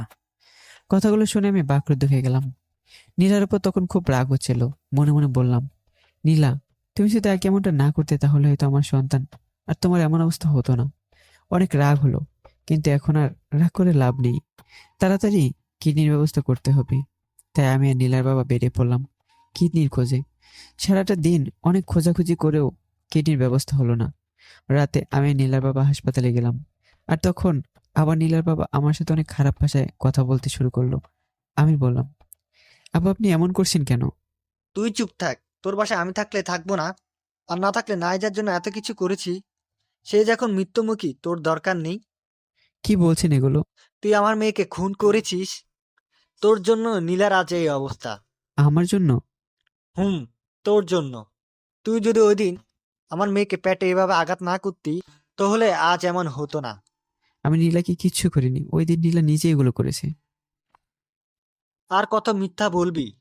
ওদিন তোকে কিছু বলিনি, কারণ আমার মেয়ে বেঁচে ছিল, কিন্তু আজ তোর জন্য সে মৃত্যুমুখী। আমার তখন অনেক খারাপই লাগছে। আজ এতদিন পর নীলার এই অবস্থা, আর এতদিন পর মিথ্যা অপবাদ আবার। মাথা শুধু ঘুরছে তো ঘুরছেই। হঠাৎ ডাক্তার আসলো। আপনাদেরকে বলছি, আজকের মধ্যে যেভাবেই হোক কিডনি ম্যানেজ করুন। হয়তো রোগীকে কোনোভাবেই বাঁচানো সম্ভব না, যেভাবেই হোক 24 ঘন্টার ভিতরে। এর বেশি কিছু হয়ে গেলে আমরা আর দায়ী নই। বলে ডাক্তার চলে গেল।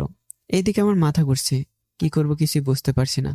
সব জায়গায় খবর পাঠালাম, অনেক টাকার অফারও করলাম, কিন্তু কোনোটাতেই কোনো কাজ হচ্ছে না। আজ মনে হয় টাকাটার দাম নেই। শুধু নীলার কথাগুলো ভাবছি, আজ ওর জন্য এগুলো হয়েছে। অনেক রাগ উঠছে।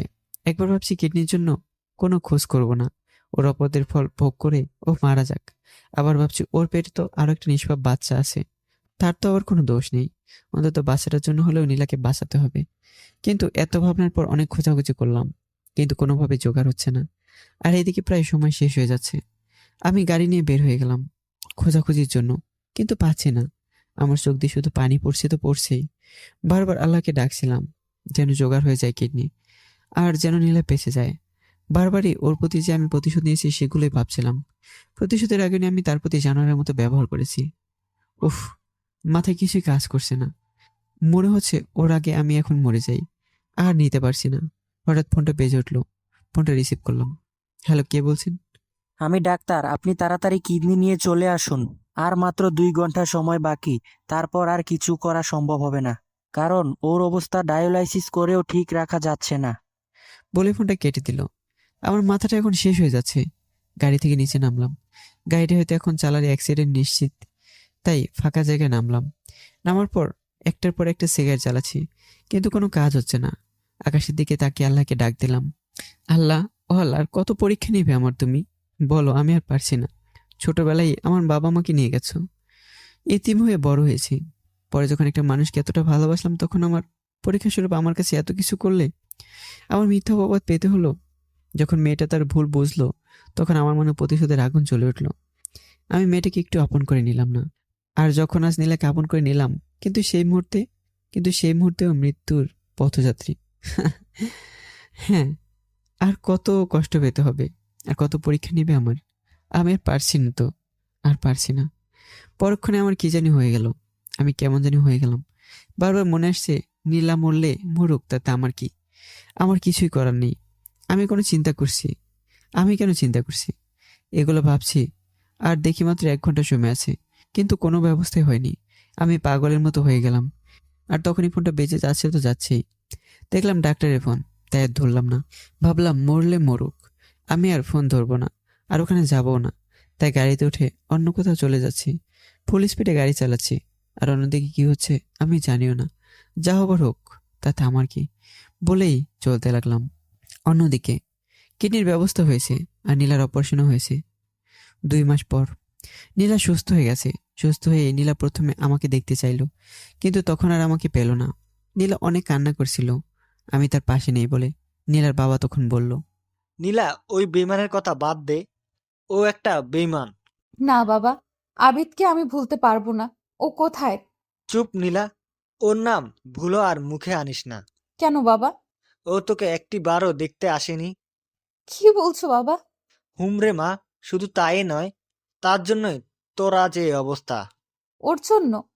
হুম, তোর পেটে যদি আঘাত না করতো তাহলে তোর বাচ্চাটাও মরতো না, আর তোরও এমন হতো না। না বাবা, ও আমাকে কিছুই করেনি, সব আমি করেছি। তারপর নীলা সবকিছু বলল। আর সব শুনে নীলার বাবা কিছুটা অনুতপ্ত হয়েই পরক্ষণেই বলল, মানলাম ও তোর কিছুই করেনি, তাহলে ও কেন তোর পাশে ছিল না? কিনমিনা জোগাড় করেই চোরের মতো পালিয়েছে। কি বলছো বাবা? ও এমন করতে পারে না। ও এমন করতে পারে না, কিন্তু কেউ এমনটাই করেছে। মুহূর্তে নীলার মনে আমার প্রতি ঘৃণা জন্মালো, আর তখন বলল, বুঝতে পারছি আবিদ কেন এমন করছে। হয়তো আমার উপর ওর প্রতিশোধ নিতে চেয়েছিল। প্রতিশোধের আগুনে হয়তো আমাকে একটি বারও দেখতে আসলো না। হুম, ঠিকই বলেছিস মা। ও আসলেই বাবা অনেক চেঞ্জ হয়ে গেছে, অনেক খারাপও। অন্তত আমার এই সময়টাতে পাশে থাকতে পারতো, আমাকে একটু দেখতে পারতো। ছি আবিদ, ছি। আপনার বেডের পাশে যদি আজ আবিদ থাকতো তাহলে আপনি আর বেঁচে থাকতে পারতেন না। দরজার পাশ থেকে হঠাৎ একটি কথা ভেসে আসলো।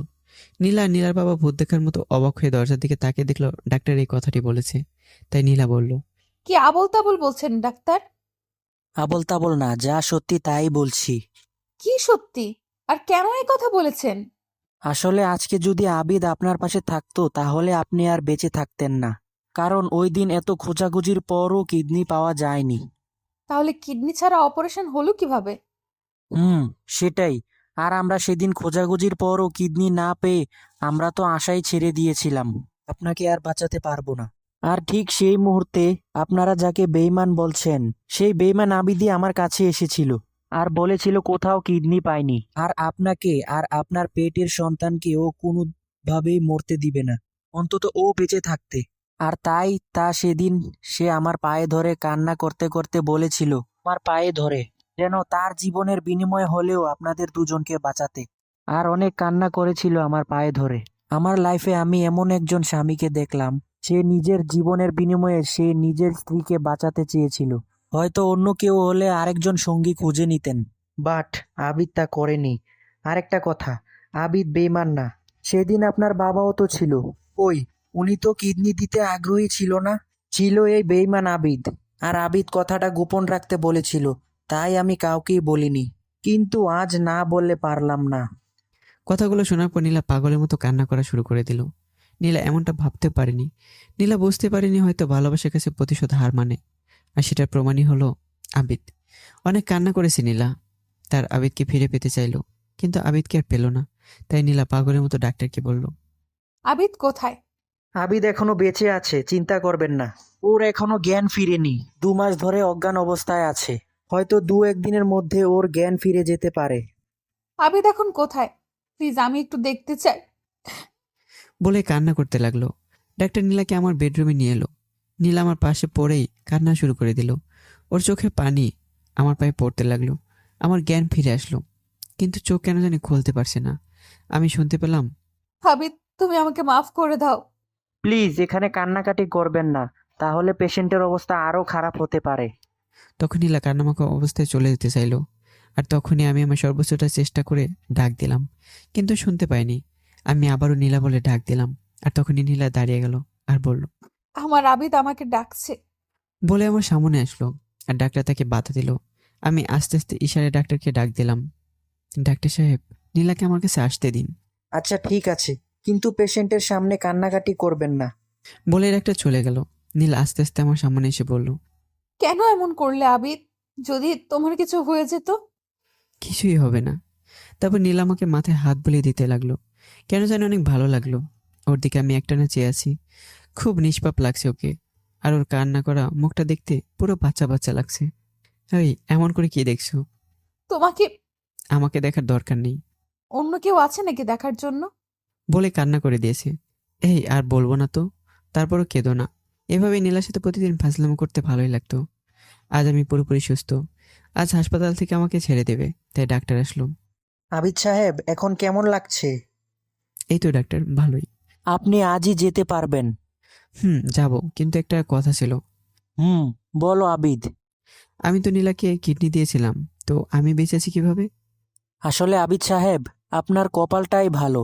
ওই দিন যখন আপনার কিডনি নেওয়া হয়েছিল আর নীলার অপারেশন করার পরই একটা ফোন আসে যে একটা অ্যাক্সিডেন্টে মানুষ মারা যায়। আর তখনই ওই মানুষের কিডনিগুলো দিয়ে আপনার অপারেশন শুরু করি। আর আপনার অপারেশন করতে দেরি করায় আপনার সুস্থ হতে অনেক দেরি হয়ে যায়। আর আমরা তো ভেবেছিলাম আপনাকে বাঁচানো বোধহয় সম্ভব হবে না, কিন্তু আল্লাহ আপনাকে বাঁচিয়েছেন, তার প্রতি শুকরিয়া আদায় করুন। হ্যাঁ ডাক্তার সাহেব, বলে আল্লাহর প্রতি অশেষ শুকরিয়া আদায় করে বাসায় রওনা দিলাম। আর ভাবলাম আল্লাহ যা করে ভালোর জন্যই করে। ওই দিন যদি আমি আগের মতো সত্যি গাড়ি নিয়ে চলে যেতাম, হয়তো আমি বেঁচে যেতাম, কিন্তু মরে যেত আরো 2টা জীবন। বাসায় যাওয়ার পরেই নীলা আমাকে জড়িয়ে ধরে কান্না করছে আর বলছে যা করেছে ভুল করেছে, তাকে যেন মাফ করে দিয়ে নতুন করে সুখের সংসার সাজাই। তখন বললাম, প্রতিশোধ না নিয়ে আমি তোমাকে কোনোভাবেই ছাড়বো না। তোমাকে সুস্থ করেছি বলে কি প্রতিশোধ নিব না নাকি?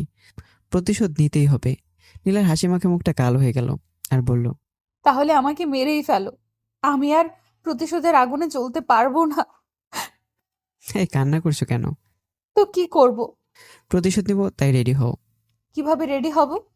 প্রতিশোধ স্বরূপ এতগুলো পাপ দিবা, না হলে হবে না। আর এটাই প্রতিশোধের মাসুল। দিব না। জোর করে আদায় করব। তাহলে দেখা যাক। দেখাচ্ছি। এই মেয়েরা এখনো জাননি কেন প্রতিশোধ নিব, এগুলো আপনারা দেখেন না। অতপর হারানো পাখি তার বাসা বানানোর কাজে বিভোর হয়ে গেল, আর ভালোবাসার আলোয় নতুন বাসায় আলো ফোটাতে ব্যস্ত হয়ে গেল। গল্পটার মাধ্যমে একটা জিনিস বোঝানোর চেষ্টা করেছি, অহংকার, লোভ আর প্রতিশোধের আগুনে কেউ অমানুষ জানোয়ারের মতো হবেন না। গল্পটি কেমন হয়েছে সবাই অবশ্যই জানাবেন, আর চ্যানেলটি সবাই সাবস্ক্রাইব করবেন। ধন্যবাদ। এই যে ভাইরা আপুরা, কোথায় যেতেছেন? ভিডিও দেখেই চলে যাবেন সেটা তো হবে না, আমাদের চ্যানেলটা সাবস্ক্রাইব করতে হবে। তো তাড়াতাড়ি আমাদের চ্যানেলটা সাবস্ক্রাইব করুন।